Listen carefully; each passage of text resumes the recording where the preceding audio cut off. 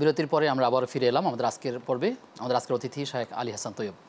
মোহতারাম, আপনি যে আলোচনা ছিলেন যে আমাদের এক বোনের প্রশ্নের সূত্র ধরে যে মুসলিমের হক যে 6টি 5টি বা 7টি রয়েছে, এই হক এবং অপর মুসলিমের যে হকগুলো রয়েছে মানুষের সাথে হকের সাথে যারা জড়িত, এই দুইটা একই রকম কিনা যদি বিশ্লেষণ করেন। জি ধন্যবাদ। বোন যেটা জানতে চেয়েছিলেন যে মুসলমানের উপরে যে হাদিসে যে নির্দিষ্ট শব্দ দিয়ে সংখ্যা দিয়ে হক বলা হয়েছে, এর বাইরে আরও যেগুলো আমরা একে অপরের হরণ করি, অধিকার হরণ করি, অসম্মান করি বা অনধিকার চর্চা করি, সেটাও এর মধ্যে অন্তর্ভুক্ত কিনা। দেখুন বোন, সবগুলোই একজন মুসলমান আরেকজন মুসলমানের ব্যাপারে যে কোনো ধরনের অনধিকার চর্চা, সেটাই তার হক লঙ্ঘন করার অন্তর্ভুক্ত। সহিহ বুখারীতে আমরা দেখছি হাক্কুল মুসলিমি আলাল মুসলিমি খামসুন। সহিহ মুসলিমে আমরা দেখছি হাক্কুল মুসলিমি আলাল মুসলিমি সিত্তুন, মানে একজন মুসলমানের আরেকজন মুসলমানের উপর 5টি হক রয়েছে, আরেকটি বর্ণনা আছে 6টি হক রয়েছে। এখানে যে সংখ্যাগুলো আছে এগুলো একদম কম্পালসারি এবং এগুলো মানে মোস্ট ওয়ান্টেড, এগুলো সবচেয়ে বড় শীর্ষ হক। এর বাইরেও আরও হক আছে। সেই হকগুলো যদি লঙ্ঘন করে কিংবা তার যে কোনো অনধিকার চর্চা করে, আল্লাহ রাসূল সাল্লাল্লাহু আলাইহি ওয়াসাল্লাম বলে দিয়েছেন যে ইন্না দিমাআকুম ওয়া আমওয়ালাকুম ওয়া আরাদুকুম হারামুন আলাইকুম। একজন মুসলমানের জন্য আরেকজন মুসলমানের রক্ত অর্থাৎ জীবন, তার সম্মান, তার সম্পদ, এই 3টা জিনিসের কোনো একটাতে অনধিকার চর্চা করা হারাম। তো এটাই যদি কেউ করে তাহলে তার মুসলমানের হক লঙ্ঘন করলো এবং কিয়ামতের দিন সেই হক লঙ্ঘনের জন্য তার আমলনামা থেকে সওয়াব নিয়ে, যদি সওয়াব শেষ হয়ে যায় তাকে ওদিক থেকে গুনাহ দিয়ে এটার প্রায়শ্চিত্ত করা হবে। এই জন্য হলো যে এই যে হকের কথা বলা হলো, কিন্তু স্বাভাবিক যে হয় যে 6টি রাস্তার হক আছে বা যে কোনো হক আছে, এই হকগুলো আর বান্দার যে হক, এ তো একরকম হক না, মানে সবগুলো বান্দার যতগুলো হক আছে, যত ধরনের হক আছে, একটা হক হলো করণীয় হক, যেমন সালামের উত্তর দেওয়া, যেটা বলেছে রদ্দুস সালাম, ইয়াদাতুল মারিদ, তাশমিয়াতুল আতিস, ইজাবাতুদ দাওয়া, রোগী দেখতে যাওয়া, সালামের উত্তর দেওয়া, হাঁচি দিলে আলহামদুলিল্লাহ বলা, তারপরে জানাজার ইত্তেবাউল জানাইজ, জানাজার দাফন কাফন এগুলো করা, এগুলো হলো করণীয়। একজন মুসলমান আরেকজন মুসলমানের উপর করণীয়। এর বাইরে একটা হক আছে যেটা বলা হচ্ছে, এর বাইরে হক আছে যে এই 3টা বিষয়ের কোনোটা, যেটা আমি বললাম হাদিসে, তার জীবন, সম্পদ এবং সম্মান, এই 3টার কোনোটাতে কোনোভাবে হিট না করা, এটার অধিকার ক্ষুণ্ণ না করা। এই ক্ষুণ্ণ করাও হলো তার হক লঙ্ঘন করা। কারণ হক হলো আপনি আমার এই 3টা জায়গায় হাত দেবেন না কখনো। কিন্তু আপনি ফেসবুকে একটা পেয়েছেন, ইউটিউব পেয়েছেন, চ্যানেল আপনি পেয়েছেন, এই জন্য আপনি যা মনে চাই তাই বলে দিলেন, আপনি একজন একজনকে অসম্মান করলেন, ঠিক হবে না, সেটা হারাম হবে এবং এটাও হক লঙ্ঘন। কিয়ামতের দিন এটারও কেসাস নেওয়া হবে। জি, আমাদের বোনের প্রশ্ন ছিল যে বিবাহের দেনমোহর এটা আসলে কে নির্ধারণ করবেন? এটা কি ছেলে পক্ষ নাকি মেয়ে পক্ষ? এটা কি মেয়ে পক্ষ ঠিক করবে না ছেলে পক্ষ ঠিক করবে দেনমোহর? দেখুন, বিবাহ হলো, এটা হলো শরীয়তে বলা হয় আকদ, মানে হলো একটা চুক্তি। চুক্তি বলতে কিন্তু একপাক্ষিক হয় না। চুক্তি হলো আপনি এবং আমি, এটাকে চুক্তি বলা হয়। আপনি আমি, এটা হলো চুক্তি। সুতরাং বিবাহ এটা একটা চুক্তি, আকদুন নিকাহ, এটা একটা বিবাহর চুক্তি।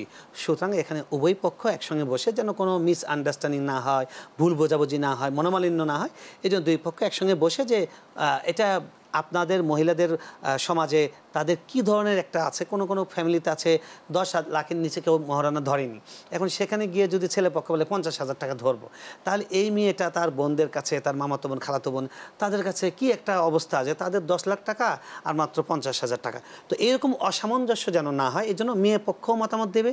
আবার সঙ্গে মেয়ে পক্ষ বললে থাকলো যে 20 লাখ টাকা দিয়ে আমি ছেলেকে আটকাতে চাই, এরকম অনেক অভিভাবকের টেন্ডেন্সি আছে। না, ছেলেটার সামর্থ্য কি, ছেলেটার সামর্থ্য এবং মেয়ে পক্ষের যে তাদের যে সামাজিক স্ট্যাটাস, দুটার মধ্যে একটা চেক এন্ড ব্যালেন্স করে একটা নির্ধারণ করতে হবে। এটাই হলো ইসলামের। দর্শক আছেন, প্রিয় দর্শক কে আছেন আমাদের সাথে? আসসালামু আলাইকুম। ওয়ালাইকুম আসসালাম ওয়া রাহমাতুল্লাহ।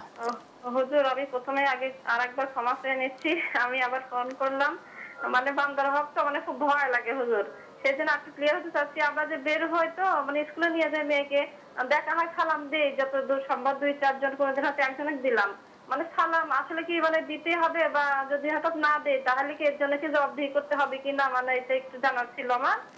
আর মহারণার ব্যাপারটা আরেকটু ক্লিয়ার হতে চাচ্ছি, সেটা হচ্ছে গিয়ে মহারণা দেখা যায় যে হয়তো গহনা দিল, 1 লক্ষ টাকা মহারণা, 1 লক্ষ টাকার হয়তো গহনা দিয়ে পরিশোধ করলো, কিন্তু মেয়ে পক্ষরা বা মেয়ে চাচ্ছে যে সে মানে গহনা নিবে না, সে নগদ টাকা নিবে, তাহলে এটা কি জায়েজ হবে নাকি ছেলে ইচ্ছা মতো আর কি? এটা আমার একটু মানে ক্লিয়ার হতে চাচ্ছি। জি বোন, থাকুন আমাদের সাথে, আমরা আলোচনাই করছিলাম দেনমোহরের বিষয়ে। জি জি, আমরা বলেছি, তারপর আরেকটু বলি যে সেটা হলো যেটা দ্বিপাক্ষিক একটা সম্পর্ক স্থাপন হচ্ছে। একটা মেয়ে পক্ষ, যেই মেয়েটা কালকে আমার নাম হারাম ছিলেন, যেই মেয়ের মা আমার সঙ্গে, তার সঙ্গে পর্দা ফরজ হয়েছিল, আজকে বিবাহের মাধ্যমে সেই মেয়েটা আমার জন্য সারা জীবনের জন্য আমার ছায়া সঙ্গী নয়, আমার বস্ত্রের মতো হয়ে যাবে, পোশাকের মতো হয়ে যাবে। এই মেয়ের মা আমার মা হয়ে যাবেন, তার বাবা আমার বাবা হয়ে যাবেন। সুতরাং এত বড় একটা সারা জীবনের রিলেশন তৈরি হচ্ছে। এখানে দুই পক্ষ যৌথভাবে বসে তারা কথা বলে এটি ঠিক করে নেবে। ছেলের সামর্থ্য, মেয়েদের স্ট্যাটাস। এখন মেয়েরা যদি বলে যে না, গো ধরে বসে থাকলো যে না আমরা এটা নিব না, এটা ছাড়া, আপনারা যদি শর্ত দেন, পুরুষ পক্ষ যদি সেটা মানতে পারে মানবে, না হলে বিয়ে ডিসমিস। এখন তো বিবাহ হয় নাই। কিন্তু এখানে জোর করা, মনোমালিন্য করা এটা ঠিক নয়। দুই পক্ষ আলোচনা করে এখানে মীমাংসা করে এটা ঠিক করা।